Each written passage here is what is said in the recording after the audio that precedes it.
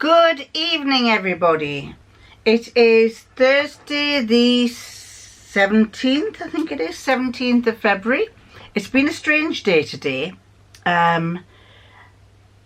Today we had, the intention was to go down to see His Lordship's mother, who, those of you who have been regular viewers will know she's got dementia and she's in a home. And so we generally go down, pick her up, take her out for lunch, and then she meets her partner at wherever we go, and then we take her back, and then we go with what we've been doing is we've been going round to her flat, because her flat has we've been emptying it, and His Lordship and our friend John are busy fitting a new kitchen in. We're going to do it up, smarten it up, get it really smart, and then rent it out for as long as she's around, because she has to pay for her finances in this home, and the council, she pays so much, the council pays the rest, but when she dies she has to pay the balance out of anything that she's got. And so basically we figured that if we rent the house, the flat out, there's money going to come from that, and if we smarten it up and really make it really nice, she'll get a better rent. So that's what we're in the process of doing. But today we went down to pick her up, and His Lordship went in to get her, and then he rang me and said she's still in bed. This was at midday, and he said it'll be a while before, because they're just getting her up, and I'll bring her out when she's ready. Well, when she came out, when he brought her out, oh God, she looked awful. She looked absolutely awful. And she was crying, and she got in the car. And the thing about people with dementia is they can't tell you where they hurt. But she was saying, it hurts up here, and it hurts there. And she was really in tears. And I was thinking, we can't take her to this, we can't take her out like that. So we put her in the car, and of course, he thought he'd do a big detour, which was about a 5-mile trip in a circle to see whether she improved. And of course the roads were bumpy, and she's going, it hurts, it hurts, it hurts, I want to go to the hospital to die. And we were saying, oh, you can't, you don't want to die in the hospital. And she said, I want to go to the hospital, I've never had such pain in my life. So of course I'm saying to His Lordship, she can't go out for a meal like that.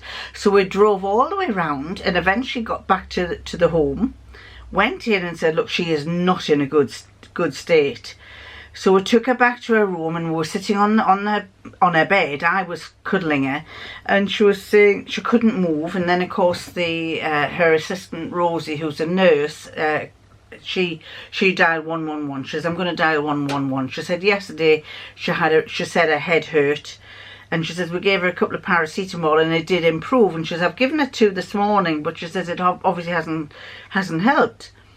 So she dialed 111 and went through all on the 111 with everything that was wrong with her. And then the decision was that she should go to hospital. And Rosie said, you could either wait for an ambulance to come to take her, but we don't know how long it's going to take, or you can take her yourself. So I looked at His Lordship and I said, look, we'll take her ourselves. She's in a really bad state, we'll take her. She was starting to improve a little bit. She was very thirsty, drank a lot of fluid, a lot of liquid, a lot of water rather. And so we then got her back in the car, got her coat on, got her back in the car, and she's still sitting like that, but not in such a bad state, holding her neck. And then we drove. We got right to the hospital was probably about the same distance as the first trip round that we'd gone. We got right to the hospital outside accident and emergency, and he said, I'll drop you off and I'll go and park the car, and then I'll come and join you. And as we approached it, she said, this is the accident at the hospital. And I said, yes. She says, I've been here before. And we said, yes, we're taking you because, you're in so much pain. She says, I actually feel better. And we said, what? You feel better? She says, yes, I feel better. I want to go back. I want to go back to work. So we said, are you sure? Are you really sure? Are you, you were just saying you weren't well and you had a pain. And she says, oh, I can tolerate it now. So we kept questioning her and saying, are you sure? Because, you know, we can go back round in a circle back to this hospital again if you want. No, she says, I'll go back. So we took her back, and the thing was, when we were taking her out to go to the hospital, they were gathering all the patients for somebody's birthday party, and the trolley was there with the cakes and all the paraphernalia that they do for the birthday. And it's like an ice cream type trolley with a video on, and they play the pop music, and they all get up and dance. And she caught her eye on that. So we said, oh, they're all having a party, so you know, we're going to take you to hospital, but they're all going to have a party. So when she got back, we said, oh, you'll be able to join the party? She said, yes. So she made this dramatic recovery. And when we brought her round through the door, they knocked the door, and they opened it, and his lordship said, she's made a recovery. She didn't want to go to hospital. She said she's fine. And we said, she's heard there's a party on, she wants to go to the party. And she said, I'm fine now. And they just, none of us could believe how she changed. And his lordship said, she was the best actor in the amateur dramatics. He says, I think she's putting on a good show. So off she went, ready for the party. And I said, are you going to get up and dance? She said, oh, I might. So we never got on lunch, did we? So we left her there. She was ready to start and enjoy the party. And then we set off. We had decided we'd call and instead of going for a meal, because we'd arranged to go for a meal, we'd rung her partner and said that's all off, and he'd gone home. And so we called in the garage, got a sandwich, and got ourselves a what do you call, a meal deal, where you get a drink, a sandwich and a snack of some sort. And went back to her flat and started doing a bit of more work on it. And then after that we came home. But it's been a really funny day with her. And the thing is, when she is poorly, this is the third time she's been like this. She does sleep a lot, and funnily enough, apparently it's normal. The lady across the road, we went to a quiz with a lady across the road a week or two back, and her mother went into a home at the same time, exactly the same time. And I said, how's your mum? Because she has dementia. And she says, oh, she sleeps an awful lot. She says, when I go sometimes, she says, they can't get her out of bed. And I said, oh, that's funny, because Brian's mum's the same. They can't get her out of bed. So I think it's something, you know, obviously this is what they do. And apparently they wander around all the time, and their day gets disorientated, and they end up sleeping. And I think that she's lying asleep, and I think it's arthritis of the neck that she's got, because she was saying it was there.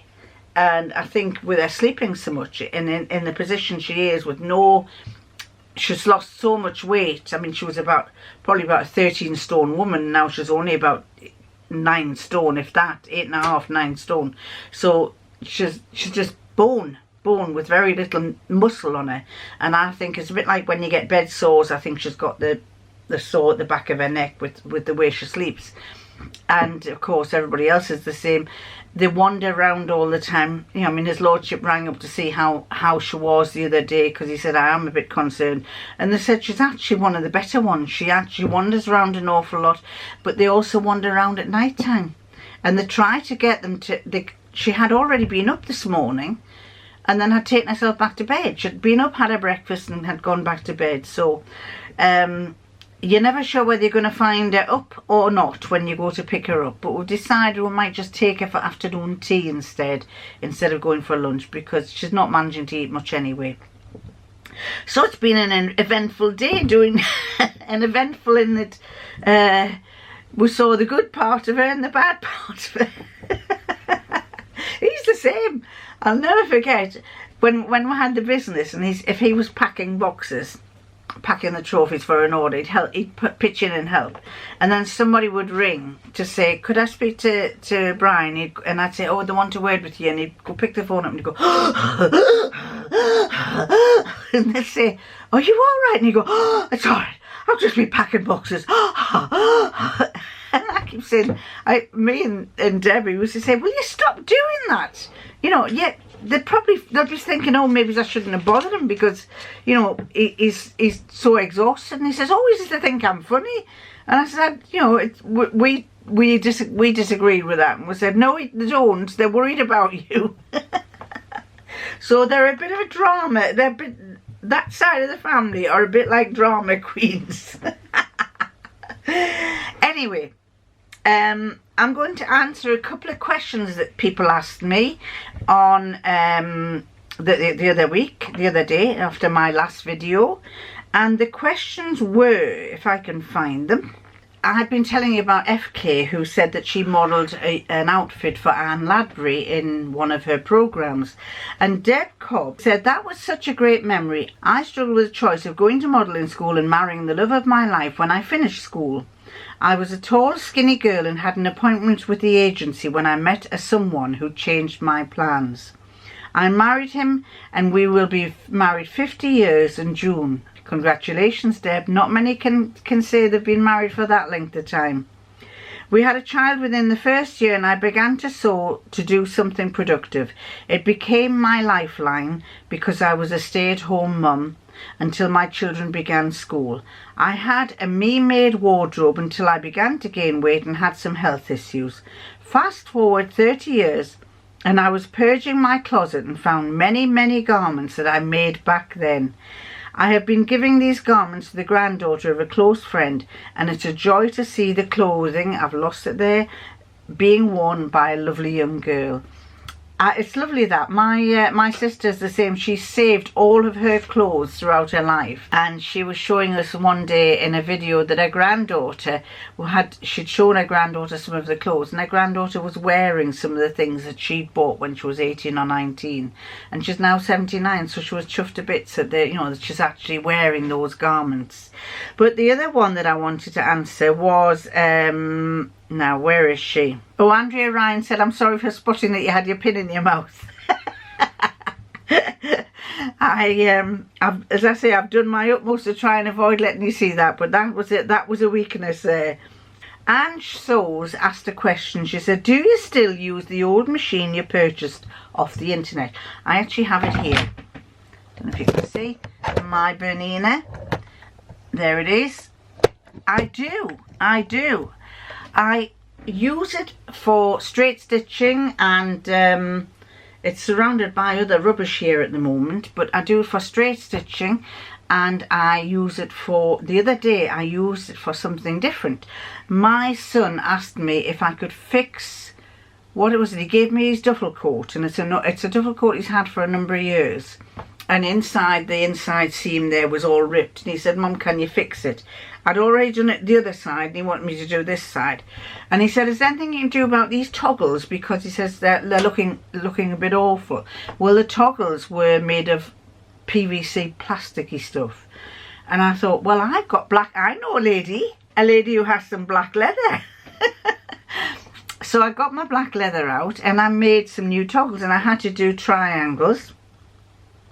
They were basically a triangle of leather with a long strip of leather, and I had to make it into a cord, and I haven't got any to show you, but I had to make it into a cord, and then I had to do one that held the toggle and one that was the cord. But I thought my brother machine wouldn't sew it properly, and I thought I'd try the Bernina. The Bernina sewed it well, but because I was trying, it wasn't gripping it and pulling it the way it should have done, so I had to help ease it through I had to pull it from the back to try and get the stitch.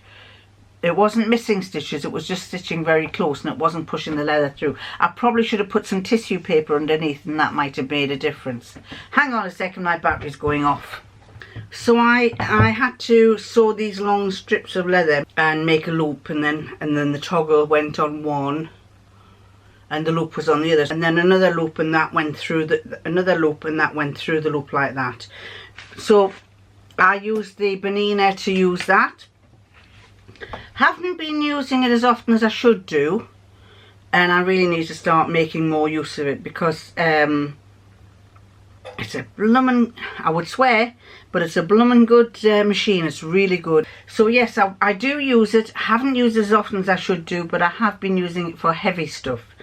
And another thing she said was, have you ever worn your dungarees that you made? Yes, I made 3 pairs of dungarees, and you spurred me on to thinking that I haven't worn them yet. No, I haven't. And the reason being that the way the weather's been, I haven't been out in the garden.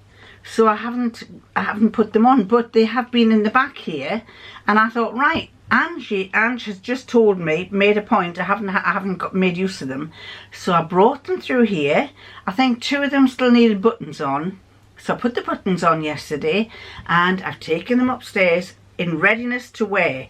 And I was thinking, you know, I should have worn 1 pair at least last week when we were doing his mother's kitchen, because it was filthy. It was the one thing that that's made me aware is his mother was, she was an unbelievable woman for cleanliness. She wanted everything, she'd dust, she'd clean. She was well known for being clean and having everything really clean and tidy, and polishing and cleaning windows and everything. And of course with her dementia, she hasn't been able to do it, or at least her partner's never pushed her to do it. Every time she got up to do anything, he'd say, sit down, don't do it.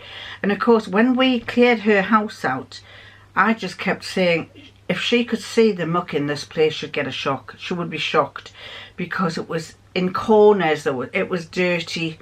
The kitchen was absolutely covered in grease, and it's obviously because the eyesight's failing, because she wasn't cleaning, because he wasn't doing anything in the kitchen, and we hadn't realised that. And of course it made me say to his lordship that when I find that things are getting too much and I can't clean or hoover, because at the moment we'll both clean and we'll both hoover, and he likes to get involved as well. And if he sees me doing something, say hoovering the bedroom, I'll be hoovering round the bed, and then he'll take over and say, give that to me, and he'll push the bed out and get right underneath the bed and do all that. But come the day that we can't, I'm going to pay for a cleaner. This is most unknown in a lot of households. I will pay for a cleaner to come and deep clean 1 room each time, and I'll say do the kitchen this week, and then get them next month to do the sitting room, and then the month after maybe it's 1 a month. But I think you have to get that done, because it was embarrassingly dirty, and she would be like this, going, oh my God, I can't believe my house is like that. So it's sad, because we do get that way as we get older. We just kind of have a bit of neglect. And the other thing that we found was, oh dear me, there was a ton of stuff to get rid of. She saved everything and anything. As I say, it was a small flat she was in, what you would call an apartment in America, but it's a small apartment. It was 2 bedroom that she changed one of the bedrooms into a dining room, and the other room was there was a bedroom, a dining room, a sitting room, a bathroom and a kitchen. And it was up on the 1st floor, so you had to go up the stairs, and it's a lovely flat in a lovely area, but the amount of stuff we kept bringing home. And he was it's funny, because he said, you know, he says, when I first emptied the flat, and this was very much like me when I emptied my mum's house, you wanted to keep everything you saw. You said, oh, I can't let that go, I'll bring it home. And then we brought ornaments, we brought vases, we brought I've got bags of her clothes which I can't get rid of because she'll need them. But she had you think I had a lot of clothes, she had even more. And so we brought all those here, and she's got about as many scarves as I have, and I've got about 50 scarves, you know, and necklaces, and not expensive ones, but dress necklaces and stuff, and loads of earrings. And you know, we kept saying, should we keep them? And then we kept saying, look, the last thing we want is to give we're trying to declutter our own house, and to have to then refill it with all her stuff. We just kind of said no. And the same thing, as I say, the same thing happened with my mum. When my mum and dad died, I wanted to bring everything back home that I had inherited. Oh, I want this, and I want that, and I want that, and I want to keep that. And we had them in the garage. And then the more I looked at them, the more I said, you know, let's just get rid of it. I've got the memories. But my son did a very good thing when my mum died. Now, if you have I would recommend this to any younger people who watch my vlogs. I think most of you are old ones. But what my son did was, when my mum and dad died, he went round, he started at the garden gate and filmed the garden, filmed the path, filmed everything, filmed him walking into the house, and then filmed every room, every corner of the room, every ornament, and went round each room filming, and going round the next room and the next room, and then upstairs to the bedrooms, and filming every room, so that we all had, rather than having the ornaments, we had a memory of what the house was like, a memory of what there was there. And he put some music to it. He actually wrote a song himself and put some music to it, and it was absolutely lovely. It brought tears to my eyes when I watched it, and that to me was more pleasing than having to keep all these ornaments, which I know that if I die, my children will not want. And this is what we found yesterday. I'm still continuing with his mother's house. We figured she'd probably want to donate her furniture to charity, and so we got someone from the charity to come and have a look at them, to take it away. And he kept saying, "Can't take that, it hasn't got a fire label on. Can't take that, that's pre-19 such and such, we won't accept those. Can't take that because there was a wall unit, a nice wall unit with a glass shelf in. Can't take that, the glass shelf it doesn't have a label on to say that it's unbreakable, or whatever you call it, crash proof or shatter proof or something." And we said, "Well, can't you just take the shelf out?" "No, then we can't sell it. Can't take the furniture because they're dirty. Can't take the bed because the bed frame because no good. Can't take the table and chairs." She has this lovely dining table and chairs. The chairs are wooden chairs with a little cloth cover on the seat. Can't take those because the chair covers don't have a fire label on. So he came and he took one chest of drawers. They were taking a bed sofa. She had a sofa bed that cost £2,000. And they were trying to get down the stairs and they couldn't get it through the door. They had to take the door off the hinges to get it out, and they still couldn't. And in the end, they had to get a saw out and saw it in half and bin it. And I kept saying, "I'm sure there may be that bed settee, probably the back." It was a settee like that, you know, you got there and like that, and the bed undoes like that. And they were trying to get it down the stairs, but they couldn't get it through. And I said, "I'm sure there was a line along the back." I said, "I think that unscrews somehow. Maybe you've got to undo the bed and get in from the inside." So here, when they dismantled it, they had to end up taking it the tip. And I just said, what a waste of a beautiful bed settee. That was the nicest thing that was there, and it just ended up being on the tip. I thought it was a few £100, but his lordship told me it cost £2,000. So we ended up with this guy took very little. He took a chest of drawers. He took some grotty bedside tables and things. She had some like a whitewood bedside table and stuff, and he left the best stuff. And so I said, "Well, what are you going to do with that?" And he said, "Well, I don't know. I'll try and see if I can sell it on eBay, because when people buy, they're not so bothered." But it's a shame, because they're good furniture, but because they haven't got these fire labels on, they don't want to know. So we have a half house emptied. We have a half fitted new kitchen. We have to get it painted. We have to get new carpets. There's a lot to do, and that's why I haven't been on very often, because we're up and down, because the flat is 70 miles away from here. So I've got to go down, we've got to go down there, and then we come back, and then we go down. And Barbara and John live 140 miles away, but fortunately they have family in Leeds, so they actually sleep in a caravan when they're in Leeds. These are scout leaders and cub leaders. Not me, I couldn't do it, but they have a caravan in Leeds and they sleep in the caravan, and then they come across and help us. But anyway, that is what's going on in our life with the comings and goings of his lordship's mother and his lordship's mother's flat. And in the meantime, I am trying to sew as much as I can. Now, I don't know how long I've been on for. That says 11 minutes, and I've already changed the battery. I continue to sew. I think I've already told you that I've made the assembly line poncho. I'm looking for some poppers, and I heck find where I put my poppers. They were up in a box inside my threads over there. They're not in there now. I've moved them, put them somewhere, and I have been through this place. I can't find them. And I'm thinking to myself, should I order some more? But then as sure as eggs is eggs, if I get some more, I'll find the box. So until I can find the box, my poncho is not finished.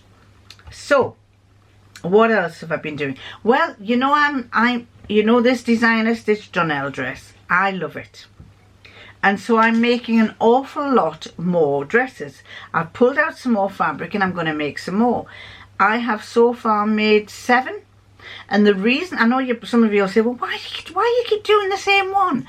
I'm doing it for a number of reasons. I'm doing it because A, I like the style. I'm doing it because B, it uses 3 meters of fabric up, which is quite a lot of my fabric is 3 meters. So there's less waste. I'm doing it because the way that the style is, I know that if I have to give that away to charity, or if I sell the dress, I know that it will fit a lot of different people, a lot of different shapes. People who've got big busts, it will fit them. And I figured that if I went for another style, it might fit less people, and so there might be less chance of people buying them, or less chance of people buying them for at charity shops and things. And so I figured if I make this nice dress that appeals to a lot of people, then it will sell well. And if it sells well, if I give them to charity, the charity will make more money and not stick it in a bag to just be recycled. And so currently I've shown you up to my, I've shown you the one, I've done 2 turquoise, I've done a hexagony type pattern. I've done that orangey one that was the actual first one that I made. Not so hot on that one. I've done a grey one, which I do like. I have done my original one, which is black with flowers on, and I've done this this one, the one that's on. Is it there? It's, you can't really see, but it's a fabric like that. It was like a tropical type thing. That was lovely. That's a really nice one. And so I've just finished a purple one, like a purpley mauve one from the fabric that I've just made a purplish one from some fabric that Renee sent me a couple of years ago, and a lovely one that from some blue fabric that she also sent me, which was, I kept looking at it and thinking, oh, this is going to be, it's one of those things with a panel on. And I kept thinking, oh, it's going to be a bit awkward to do this, trying to, you know, and trying to match the pattern and everything. This was before I made this dress. I kept looking at the fabric and thinking, it's lovely fabric, but it's going to be an awkward one to make a dress with. And then I thought, I hummed and hawed about selling it. And I actually took a picture of it in readiness to sell. And I'll put a picture, I just stuck the picture, I hung the fabric over a clothes horse and I took a picture. And then I looked at it and I thought, oh, I wonder if that donelle dress will work with that. I wonder how it looks. So I thought, well, I think I'll not bother selling that. I think I'll make the dress, because if I make the dress, it might look even better. And so I made the dress, and I was well impressed by it. So I've got a purple one, and I've got this blue dress to show you. So I'll stick those up there.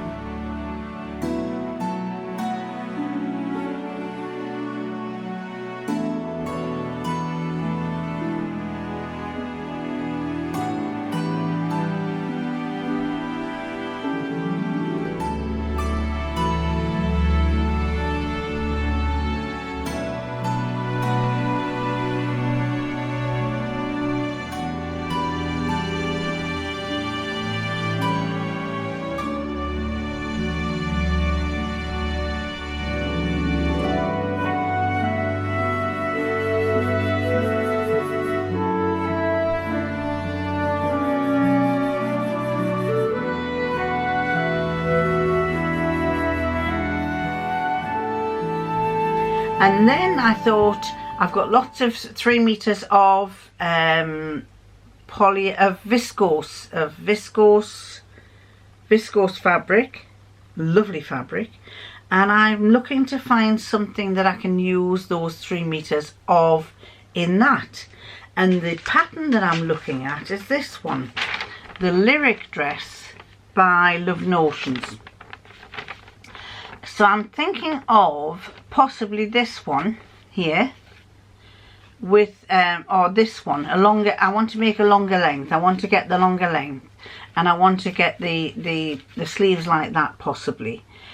And so I'm going to, I've printed off the pattern, and I'm going to try that. And I think I might try a few of the shorter versions with shorter I think I've got some fabric that's just 1.5 meters or 2 meters, so I might make something with those. But we'll first try with that one first and see what that turns out like. What I would like to do is maybe make the skirt fuller. So I might cut the pieces open, cut down, spread them out to make them into a wider skirt and see if that makes a difference. I quite fancy I like a full circly type skirt. So that will be my first attempt on using the scrap fabric that I've got. I think you'll notice that a lot of people are saying the same thing. I'm looking at the fabric that I've got and I'm thinking, I have too much. I'm still buying fabric, not stopping myself from buying it, but I'm trying to make that fabric up as soon as I get it, rather than just sticking it on a shelf and thinking, oh, that looks rather nice. Because I think gone are the days of stashing. There's no point in stashing your fabric, because the one thing I've found is, not so much with me, but when I've been watching other people, they've bought stash because they've seen somebody who's bought it on a YouTube video and they thought, oh, that's nice, I'll buy it some myself. And then they've never made anything with it. And then they've decided a year later, oh, I don't really like that. I don't really want that. I've got a few like that where I bought them on impulse and I thought, oh, I do like that. I've not been influenced as much by what somebody else has bought, but I've seen something and I thought, oh, I do like that. And I bought it. And then I've either not made anything from it yet, so there is the possibility that I will still make something from it, or I've looked at it and thought, I'm not as keen on that now as I was before. So you may well notice that I'm getting close to 10,000, so I'm going to have a few little I've got a few little gift giveaways to give when I eventually get to 10,000. So some fabric might be one of them. I might give some fabric away, but I've got a few other things to give away. But we're getting there. I think I've only got it where I'm on to. I'll tell you what I'm on to. I am on to my current subscriber is at 9,921. So I haven't got very far to go. But I need to get more subscribers, and then once I hit the 10,000, I shall have some giveaways. I've been saying, the thing is, I thought I would get to 10,000 by about March or April of 2022. So I treated myself to buying some little gifts to give to people, and I still haven't got there. So they will, once I give these gifts away, I'm going to have some space in my place to tidy up, and I might actually find that box of poppers. So anyway, I think I might stop there, and hopefully I might get another vlog done in the next 2 or 3 days. At the moment I've been doing one a week, but I'm hoping to get another one done in the next couple of days. So watch this space. But in the meantime, I'm going to love you and leave you and catch you next time. Bye.